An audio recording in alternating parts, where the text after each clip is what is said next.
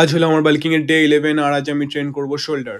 Pre workout মিল খেয়ে আমি training করতে বেরোলাম। স্টার্ট করেছিলাম one arm dumbbell shoulder press দিয়ে। 5টা ওয়ার্কিং সেট মেরেছিলাম 7 to 8 র্যাপস। আবার আগের মতো আস্তে আস্তে করে ডায়েটে ঢোকার চেষ্টা করছি। আশা করি আগের থেকে বেটার কন্ডিশন হবে। তারপর রেয়ার ডেল্টের জন্য রিভার্স পেডেড ফ্লাইয়ের 3টে সেট, এটার সাথে সাইড ল্যাটারাল সুপার সেট করেছিলাম।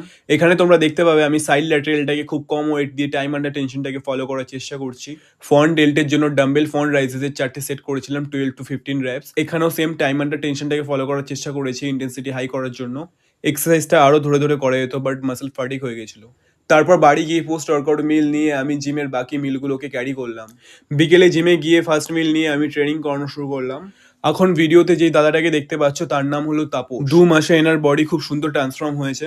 তোমরা যদি কেউ আমার কাছে অনলাইন ট্রেনিং করতে যাও সো আমাকে ডিএম করতে পারো। আমি খুব অ্যাফোর্ডেবল প্রাইস চার্জ করি যাতে একটা লোয়ার মিডল ক্লাস ফ্যামিলিও অ্যাফোর্ড করতে পারে। জিম থেকে বাড়ি গিয়ে লাস্ট মিল চিকেন রাইস খেয়ে আজকে ডিনার কমপ্লিট করলাম।